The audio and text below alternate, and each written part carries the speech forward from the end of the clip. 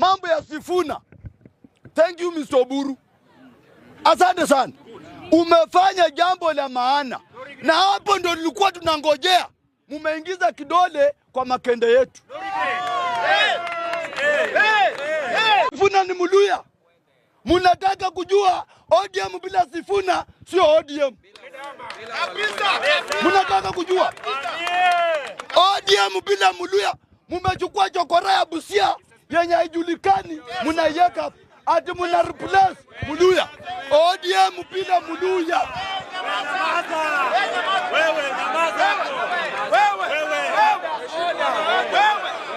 Tulipitisha sheria na tukasema uwezi tumia kudhalalisha kiongozi fulani.